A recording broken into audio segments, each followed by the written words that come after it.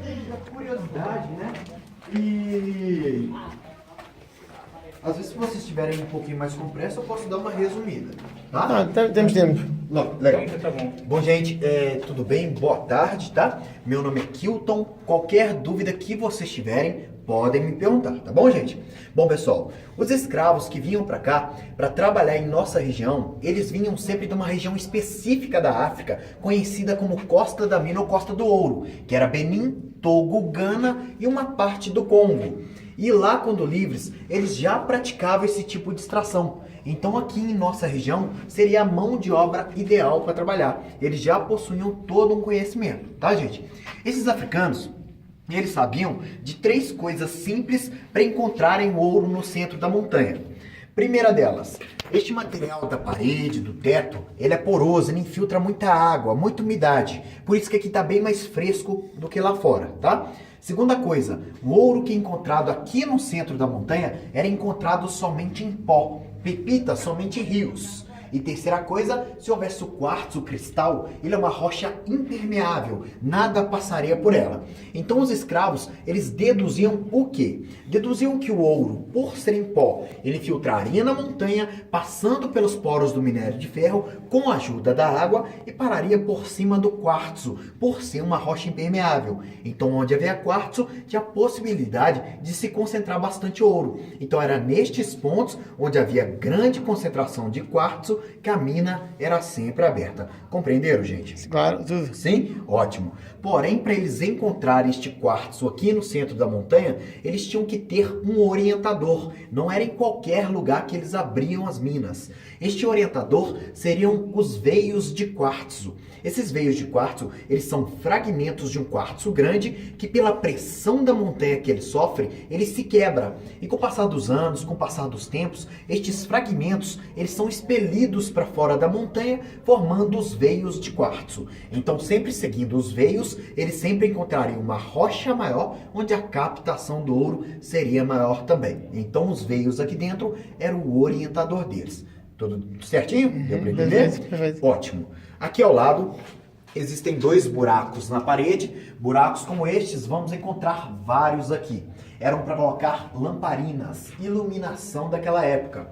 E nestas lamparinas, como combustível, era utilizado muito óleo de baleia, que vinha lá do litoral. Esse óleo de baleia, ele tinha baixa combustão, iluminava por muito tempo. Porém, ele queimando em um ambiente confinado, ele consumia bastante oxigênio, sem contar a fumaça tóxica que ele produzia. Os escravos, sabendo disso, que poderiam morrer aqui dentro, tanto pela fumaça tóxica ou pela falta de oxigênio que o fogo consome, eles elaboraram uma técnica.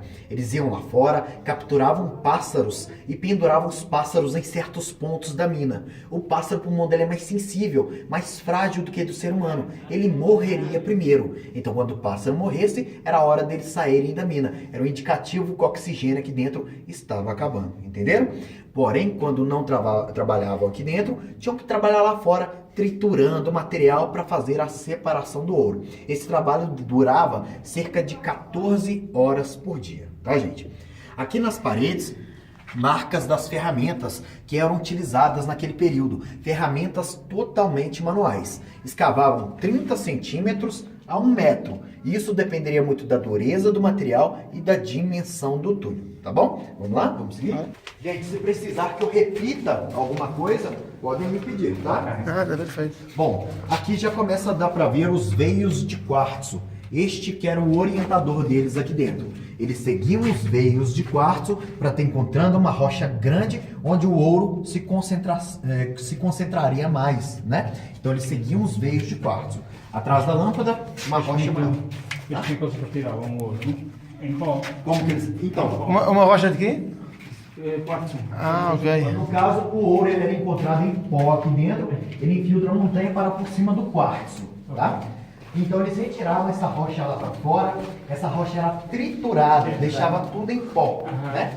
Este pó, ele era jogado numa espécie de bacia cônica, conhecida como bateia, tá? É uma espécie de peneira, porém não tem furos, que é muito utilizada em garimpos até hoje, tá? jogava-se água dentro dessa bateia junto com o material triturado, fazendo movimentos circulares. O ouro ele é mais denso, mais pesado. Ele ficaria parado debaixo da bateia. Ficaria por cima o minério de ferro e o quartzo, tá? Ali fora, nós temos uma representação da bateia. Eu mostro para vocês na hora que ele sair, tá? Aham. Como era feita a separação do ouro. Bom, aqui existe uma ramificação da mina, tá? Este túnel é o único túnel de toda a mina que desce. A partir daquele local ali embaixo, mais escuro, são 50 metros verticais. É um prédio de mais ou menos 17 andares, tá? Na medida que eles iam perfurando este túnel, eles iam deixando, gente, na própria rocha, pequenos degraus para conseguir se locomover. Eles subiam e desciam escalando este túnel, carregando material com bolsas presas à testa e o peso nas costas. Essas bolsas de couro conhecidas como cangas ou algibeiras, tá, gente? Aqui no caso, este túnel, ele foi uma exceção na mina. Era muito raro os escravos fazerem túneis descendo, devido ao acúmulo de água no centro da montanha. Este material, ele infiltra muita água, muita umidade. E se essa água se concentrasse em um certo local aqui, poderia formar bolsas de água. Ao se romper uma bolsa de água, este túnel ele poderia inundar, matando vários trabalhadores ali dentro. Então, alguma coisa chamou a atenção deles para fazer um túnel descendo. Compreenderam? Sim? Beleza. Ótimo. Estamos a falar de 1700, 1800, né? Esta mina ela foi uma das primeiras a serem abertas, tá? Ela foi aberta em 1713. A extração no centro da montanha começou por volta de 1711, tá? 2 anos depois, esta mina foi aberta.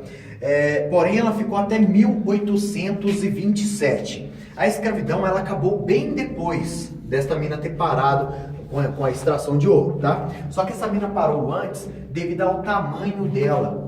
Ela estava ficando muito grande, muito extensa. Quando as minas estavam ficando com certa metragem, eles preferiam abrir outra mina, que assim não prejudicaria na estabilidade da montanha e nem esforçaria demais o escravo transportando o material até lá fora. Existe uma mina no terreno vizinho, aqui ao lado. Acreditamos que ela pertenceu ao mesmo proprietário desta mina. Porém, registros nós temos muito pouco. A gente não sabe quantos escravos morreram, quantos escravos trabalhavam, a quem a mina pertenceu, quanto ouro foi retirado daqui. Infelizmente, nós não temos estes registros. Provavelmente essa mina produziu bastante, porque ela é bem extensa. Quando as minas não estavam produzindo, eles paravam de fazer a escavação e abriam em outro lugar. Como aquela bem extensa, com certeza ela gerou um lucro, tá? Aqui nas paredes dá para perceber as linhas brancas, os veios de quartzo. Quanto mais altos os veios são encontrados, mais alto o teto da mina vai ficando. Porém, as paredes se estreitam para sustentar o peso da montanha.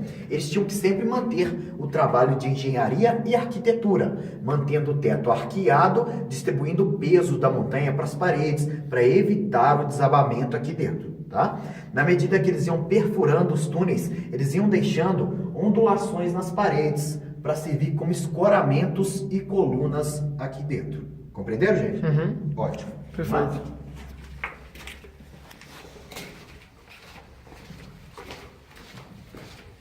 Caramba, isso é enorme.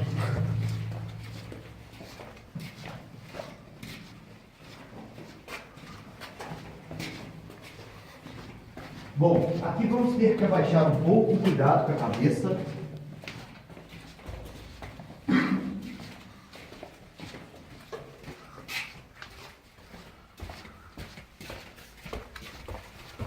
Ih, como que era?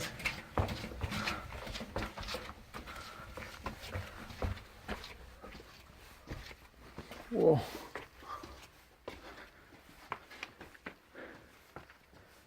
Termina aqui? O passeio, sim. Sim. Não, a mina, a extensão. Não, ela continua ainda. Ah, Vamos colocar que nós não percorremos 20% da mina, tá? ok. Ela continua ainda por vários outros túneis aqui. Aqui, por exemplo, são 300 metros de túnel. Aqui, Ai, tá? O dobro do que a gente veio até aqui. Tivemos 100. 150. Nós Foi? temos 150. 150. não parece. Mas aqui tem 300 metros, tá? Este túnel aqui hoje, ele é o mais importante, que dali que vem nossa ventilação de ar. O ar que entra ali, sai por lá e vice-versa, tá? Aqui atrás de vocês tem mais 2 túneis. Existe um túnel no centro e existe um aqui embaixo à direita também, tá? Aquele túnel do centro, nós não sabemos quantos metros ele tem, porque houve um desabamento ali na época da escravidão. Caiu ali dentro, tá? Então interrompeu a passagem. Nunca ninguém foi lá? Não. Hoje, apesar de termos tecnologia para saber quantos metros este túnel tem, hoje nós não podemos modificar a mina. Nós fazemos parte do patrimônio histórico da humanidade. A gente é tombado pela Unesco. Claro. Todas as minas em Ouro Preto. Esta mina aqui, por exemplo, apesar dela se localizar num terreno privado, ela não pertence ao proprietário do terreno. Ela pertence à União, ao governo federal. Todo o subsolo nacional pertence à União, né? Ao governo federal. Né? Essa mina aqui é do governo. Porém, Mas a lei do subsolo veio depois da exploração. veio depois. É uma lei de agora. Né? Mas eu li um pouquinho Sim. que na altura dos portugueses que os reis também eram donos do, como é que era? Sim, sim. Do Na subsolo? verdade, né, nós éramos colônia de Portugal. Né? Então isso aqui tudo pertencia à coroa. As pessoas que vinham de Portugal para fazer a extração aqui em Ouro Preto, elas tinham consenso da coroa para abrir uma mina aqui. Porém, elas tinham que pagar os impostos, inclusive os 20%, que era obrigatório naquele período, né? O quinto, exatamente. Então, se, por exemplo, produzisse 10 quilos de ouro esta mina, 2 quilos era da coroa. E tinha que chegar esses 2 quilos lá livres. É a mesma coisa hoje. Essa mina, ela se mantém por consenso também, né? Por autorização do governo. Porém, temos que pagar os impostos que chegam lá na mão do governo, limpos também. Mesma coisa. E agora é mais do que 2%, é mais do que 20%. 27,5% está aumentando. O Brasil é complicado. O Brasil é muito complicado. Hoje um carro, por exemplo, um carro popular que a gente compra aí no Brasil, você vai para fora, você compra 2 carros deste que você compra aqui. Né? Cerca de, vamos colocar aí, quase 60% são impostos em cima de um carro que você está comprando. Então é um absurdo. Então, na verdade, vamos dizer assim que o modelo da coroa é o mesmo de hoje. Só muda os protagonistas, os personagens, né? O brasileiro aí, vamos dizer assim que o nosso governo, ele é dominador, explorador e corrupto. Mesma coisa de antigamente, né? Bom, pessoal, se vocês repararem aqui no teto, nas paredes, não tem marcas de ferramentas como existe lá no início, porque na verdade esse teto ele caiu, tá? Se esse material não tivesse caído, originalmente era para a gente estar passando no nível do túnel ali de baixo, por debaixo de nossos pés, tendo acesso neste túnel em frente da direita. Aquele túnel, ele ligaria com aquele ali. Como o teto caiu, interrompeu a passagem original por debaixo aqui. Entenderam? Aqui caiu devido à concentração de quartzo que foi encontrada aqui. O restante do quartzo é aquele ali. Aquele ali é o restante dele. Tá? Tanto ali quanto aqui deste outro lado.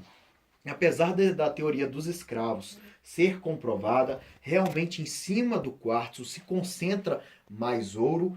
Né? Hoje, economicamente, não é viável. Se calcula de 3 a 5 gramas por tonelada de material retirado. Para você retirar 5 gramas de ouro, você tem que retirar 1 tonelada de material. Então, hoje, economicamente, não é viável. Hoje é muito melhor você fazer a extração do minério de ferro. Né? É o que grandes mineradoras fazem aqui em nossa região hoje. Retiram o minério de ferro como principal produto e até hoje tem o ouro como subproduto. Entendeu? Gente, sobre essa questão geológica, como a mina se formou, deu para compreender tudo? Perfeito. Sim, certeza? Eu sou de Lisboa, ele é do Porto, somos todos portugueses. Dá para entender bastante, né?